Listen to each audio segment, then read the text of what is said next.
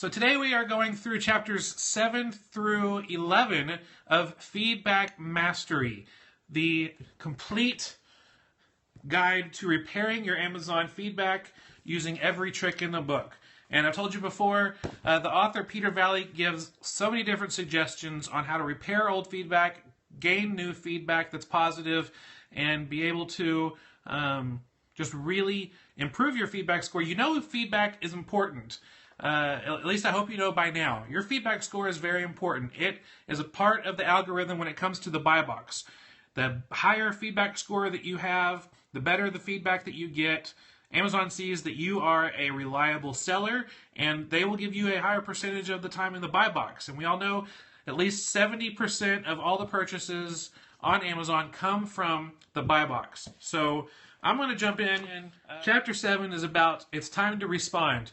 The stuff before all of this was all about trying to get Amazon to remove your negative feedback, trying to get the customer to understand your situation and remove some of your negative feedback. But if that doesn't work, what you want to be sure, if your feedback's not going to get removed, you want to be sure that you set yourself up for future customers to see that you are still reliable, still someone who is worth buying from. And there's an option on the feedback form, on the feedback page. When you go to your storefront, when you go to your Amazon page for your store and you see your feedback scores and you see all the individual feedbacks that have been left for you, there is an option to click to respond to it. And you can respond, I'm so sorry about this situation. You've been issued a full refund. We're doing everything we can to make sure this doesn't happen again. Even if feedback wasn't your fault, even if because what you're doing here is you're not really responding to the customer who left you that negative feedback. You're trying to show future customers who have clicked through to your feedback score to see how reliable you are, what kind of person you are. I mean, I've done that before. I've gone to a feedback score of a certain person I was going to be buying from, and for every negative feedback that they got, which was not very many at all, they were like jerks to the people, like, how dare you complain about this? This is a stupid complaint. And I'm like, I don't want to buy from someone like that. So he shows you in this book, Feedback Mastery, Peter Valley shows you ways to respond to the feedback in ways that you can, make your future customers see and understand and realize you're a human. You make mistakes just like everyone else, but at least you're trying to fix things and do things right. So Chapter 8 talks about another way to avoid negative feedback. One of his tips that I really like is to, anytime you get a return notification in your inbox, the dreaded email that you get from Amazon saying that an item has been returned, if you immediately go to the return page in Seller Central and find the reason why it was returned, and you go ahead and you can be proactive and send that customer an email and say, I'm so sorry that the item arrived and you weren't happy with the condition. We tried to do our best to do the conditions as best as we can. Sometimes we get wrong. We're really sorry about it. Was Amazon able to refund you completely? We want to make sure that you're happy and taken care of. And that could, if they've already issued the refund, that might stop them from going to the next step and leaving you negative feedback. So it's a really, really good trick to do that. And then previously in the book, he shows you the trick on how to learn a little hack, a little trick to change the subject line when you're contacting Amazon customers. Because when you're contacting a customer through Amazon, they only give you like a list of 5 possible subject lines that you can choose from.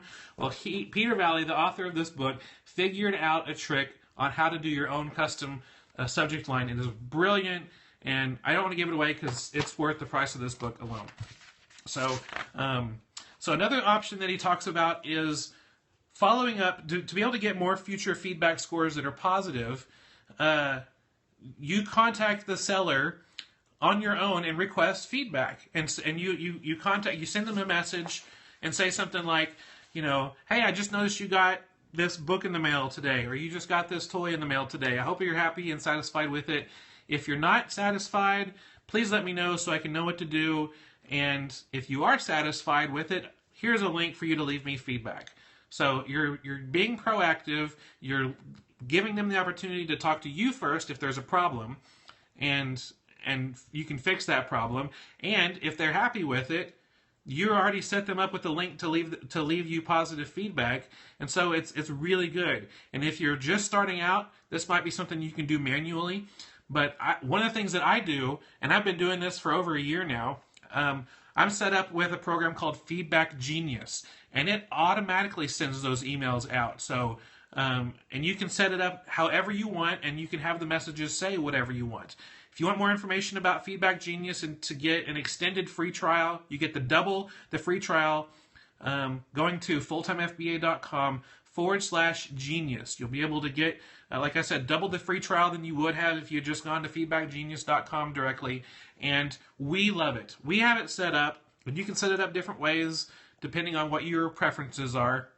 But the day the item is delivered to the customer, because Feedback Genius goes in and they see the tracking number and they know the day that it's going to be delivered. On the day the item is delivered, they get an email from me saying, hey, you should expect this item in the mail today if you haven't gotten it already.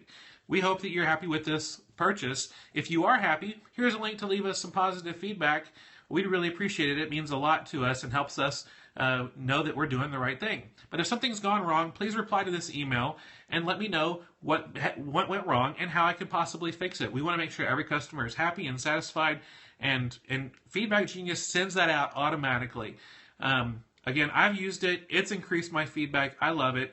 And I also have about 5 or 6 days later another automatic email that goes out and says, hey, you got this item about 5 or 6 days ago. Hopefully by now you've had a chance to open it and use it, and we'd like to follow up and ask if you were happy with your purchase. And the same type of thing where, you ask them to contact you if there's something wrong, or here's a link to leave feedback.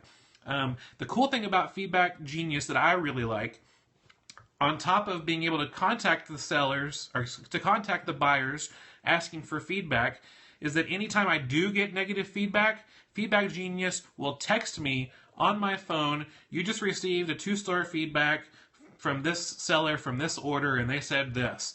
And I get it almost immediately after Feedback Genius discovers it, and I can go in and open up a ticket with Seller Central to try to get it removed. And I mean, there's been one time where in fact, I was even out to lunch with my wife, Rebecca. We were out to lunch. We hadn't ordered yet, and I got a little message. I got a feedback score of 2, and I read the feedback score, and I was like, this is really a product review. This is not a seller review. So I was able to go into Seller Central, open up a ticket, ask for removal, and by the time our lunch was delivered, and we had a chance to start eating, by the time we were done eating, the feedback was removed. I mean, it took like 10 or 15 minutes before they got the email or I got the message and they got the feedback removed. It was awesome. Yeah, it was a really good, yummy lunch too. We love Mexican food, and that's where we were. So, and that, that's the kind of tactics that this book, Feedback Mastery, encourages to reach out to customers.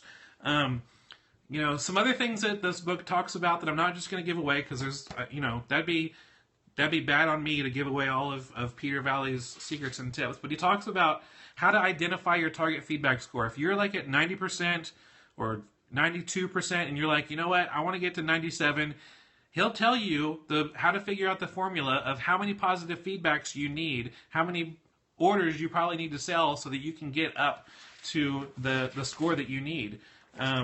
He talks about, just like I said, being proactive, asking for feedback, and there's one thing. If you are so desperate for positive feedback, he has a whole chapter on just the most desperate attempt at getting positive feedback. And it's like, if you think you're about to have your account suspended because your feedback is so bad, then I recommend checking out this last chapter, because it's something. But most of us aren't there, so I'm not going to talk about it.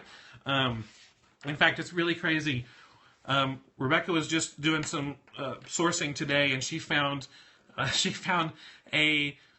seller who had a 0% feedback score, and I don't remember how many feedbacks they had, but it was at least like 7 or 8 feedbacks, and they were all negative. I mean, that might have been more. Might have been more than that.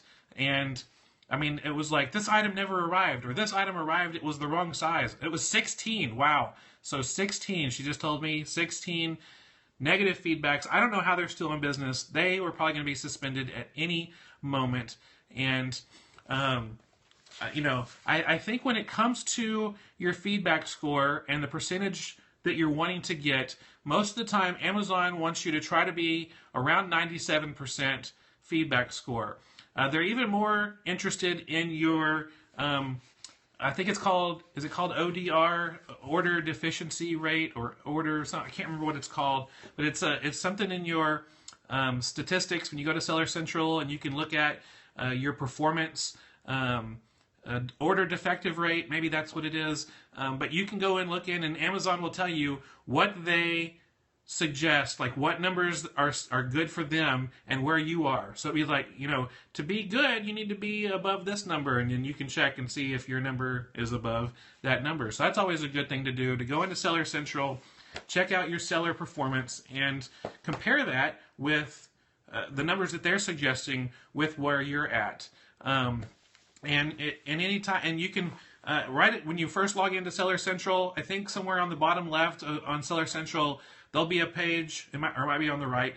You can just look at Seller Central, logging into Seller Central, and you'll see your feedback score, and you can have the links to be able to go and read your individual feedbacks, respond to the ones that you need to respond to, and there'll even be links to the orders that those feedbacks are connected with, and then that way you can go and contact the customers directly to try to get your feedback score improved.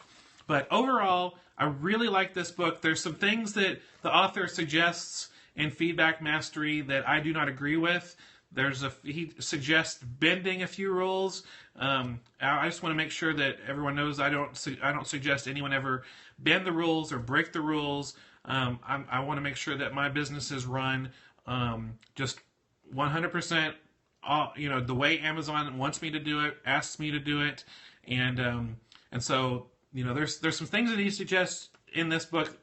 Do it at your own risk, but 99% of what is in this book I totally agree with, and has helped me keep my feedback score at 100%, even though I still get negative feedbacks from time to time.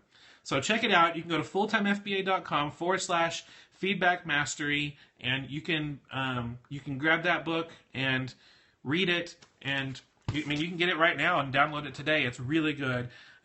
So anyway, I hope all those who have read this book already, it's been helpful for you. And stay tuned soon for the next book that we're going to be doing with our book club. That's all for today. Thank you so much for watching. If you like this video, you can give us a thumbs up or a comment or a question below.